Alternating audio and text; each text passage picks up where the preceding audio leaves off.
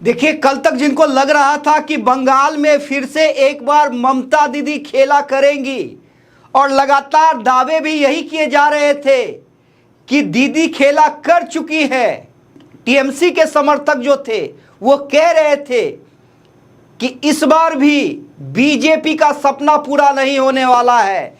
लेकिन देखिए, दीदी पर मोटा भाई भारी पड़े हैं। जी हां, और इस कदर भारी पड़े हैं कि बीजेपी ने बहुमत का आंकड़ा पार कर लिया है रुझानों में। और अब बीजेपी आश्वस्त हो चुकी है कि बंगाल में पहली बार उनकी सरकार बनने जा रही है। 166, जी हां, रुझानों में 166 सीट पर बीजेपी और टीएमसी ममता दीदी का हाल बहुत बुरा है। किसी तरह शतक पार हुआ है। आंकड़े घट और बढ़ सकते हैं, लेकिन रुझानों में बहुमत के पार बीजेपी, यानी बंगाल में पहली बार मोदी सरकार, बीजेपी सरकार। अमित शाह जिन्होंने ये कैंप कर दिया था बंगाल में, कहा था कि जब तक दीदी को हटा नहीं लूंगा दम नहीं लूंगा।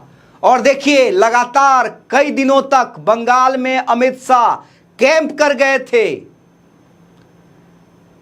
पीएम नरेंद्र मोदी की ताबड़तोड़ रैलियां हुई थी। तमाम बीजेपी के स्टार प्रचारक उतर गए थे।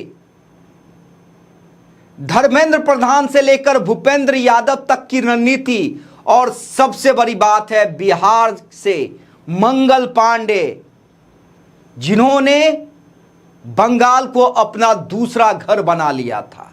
जी हां, तमाम लोगों की रणनीति काम आई। झालमुरी पे कई मीम्स बने, लेकिन देखिए, लड्डू पेड़े रसगुल्ले के साथ झालमुरी के साथ भी बंगाल बीजेपी कार्यालय में लोग जश्न मनाना शुरू कर चुके हैं।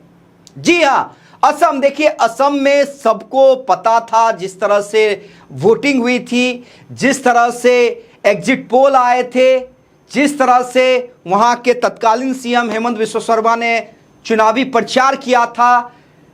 डायरेक्ट हमला किया था राहुल गांधी पे, डायरेक्ट हमला किया था पवन खेड़ा पे। आपको वो बयान भी याद होगा, खेड़ा का मैं पेड़ा बना दूंगा। तो असम पहले से ही लग रहा था और असम में बीजेपी सरकार कंफर्म। और यही कंफर्मेशन अब बंगाल में भी मिल रहा है। जी हां, बंगाल में भी मिल रहा है। 166 का आंकड़ा रुझानों में बीजेपी पार कर चुकी है। अब यहां से पीछे आना लगभग नामुमकिन दिख रहा है। हालांकि जो एक्सपर्ट होते हैं वो कहते हैं कि जब तक फाइनल नतीजे आ ना जाए या 1:30-2 बजे तक ये रुझान कंटिन्यू न कर जाए, तब तक आप किसी चीज का आकलन नहीं कर सकते हैं। लेकिन जो ट्रेंड है, जो शुरुआत से ट्रेंड है, जी हां, जो शुरुआत से ट्रेंड है, सुबह से ही लगातार बीजेपी आगे रही है टीएमसी से। और हैरानी वाली बात है कि शुभेंदु अधिकारी भी ममता बनर्जी से आगे चल रहे हैं। जी हां, शुभेंदु अधिकारी भी 1500 वोटों से ममता बनर्जी से आगे चल रहे हैं। यह जानकर आपको ज्यादा हैरानी होगी और यही कारण है कि बंगाल बीजेपी कार्यालय में कार्यकर्ताओं ने जश्न मनाना शुरू कर दिया है। देखिए, बिहार की बात करें तो यहां से सम्राट चौधरी ने भी चुनाव प्रचार किया था। मंगल पांडे तो वहां के सहप्रभारी ही हैं, लगातार कैंप किए हुए थे। बिहार के कई बड़े नेता भी बंगाल से चुनाव प्रचार करने के लिए गए थे। और नेता प्रतिपक्ष तेजस्वी यादव, जिन्होंने कई दिनों तक ममता बनर्जी के लिए चुनावी प्रचार किया और आखिरी दिन कहा था कि 4 मई का इंतजार कीजिए, बीजेपी नजर नहीं आएगी। और बीजेपी ने कहा था कि 4 मई दीदी गई। और जो अभी तक के आंकड़े हैं, अभी तक का रिजल्ट है, उससे यही प्रतीत हो रहा है कि 4 मई दीदी गई और बंगाल में बीजेपी आई।